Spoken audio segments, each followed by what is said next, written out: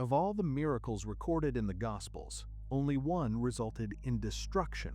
He didn't heal a leper, calm a storm, or raise the dead.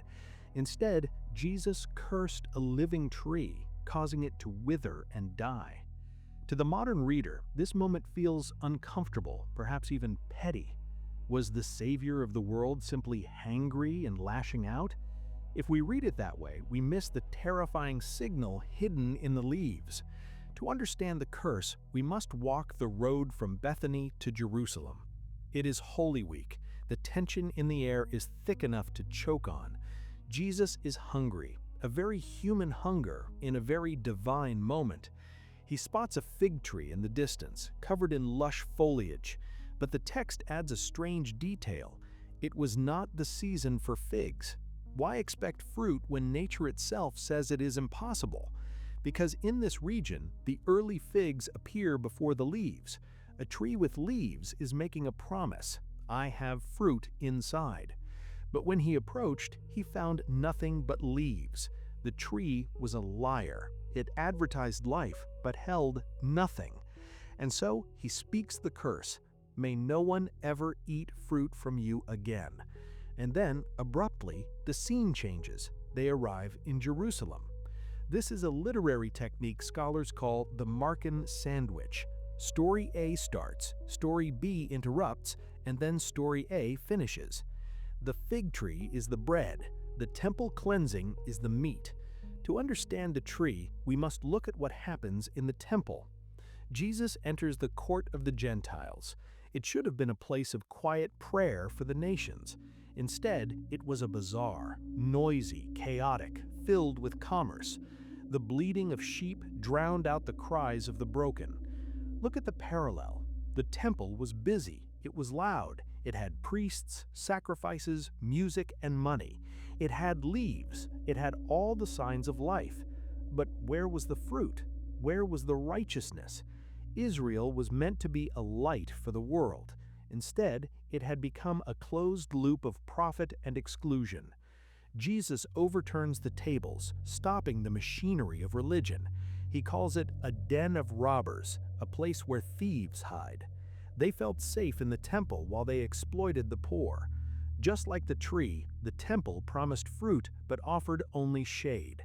The interruption is over. The sandwich closes. We return to the road the next morning. Peter notices the tree. It hasn't just lost its leaves, it is withered from the roots up. This is specific. The rot came from the source. The tree didn't die because Jesus was angry. It died because it was a living parable of judgment. Jesus was acting out the fate of the temple. Within a generation, Rome would destroy Jerusalem completely. Not one stone would be left on another. The system that had leaves but no fruit was erased. This brings the warning to our doorstep.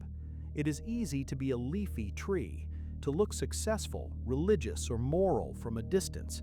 We can have the leaves of right vocabulary and busy schedules, but Jesus does not inspect the leaves. He lifts the branch to look for the fruit. Fruit in the Bible is never just activity.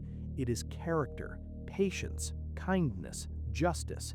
It is what happens in the quiet, not the public square. The temple was the busiest place on earth, but God found it empty. The fig tree was the most beautiful plant on the road, but it was dead long before it withered. Appearance without substance is an invitation to judgment. Jesus didn't curse the tree because it was struggling. He cursed it because it was pretending. Hypocrisy is the one thing that angered him most. So, the withered tree stands as a monument, not of Jesus' anger, but of his requirement for truth. There is a mercy in the withering. It strips away the illusion so we can finally be real. Better to be a small tree with one real fig than a forest of leaves that feeds no one. The next time you feel pressure to perform, remember the road to Bethany. Remember the danger of the leaves. Are you hiding behind your activity, or are you bearing fruit in the secret places? The tree couldn't hide from the master, and neither can the systems we build. The invitation is to stop pretending, to let the leaves fall if they must, and to ask for the life that comes from the root. The withered tree is a ghost story for the religious. It whispers to us across 2,000 years. Do not be deceived by your own noise. God is hungry for truth, and He knows the season. When He lifts your branches, what will He find? The leaves are beautiful, but they are not enough to save you. Nothing but the fruit remains.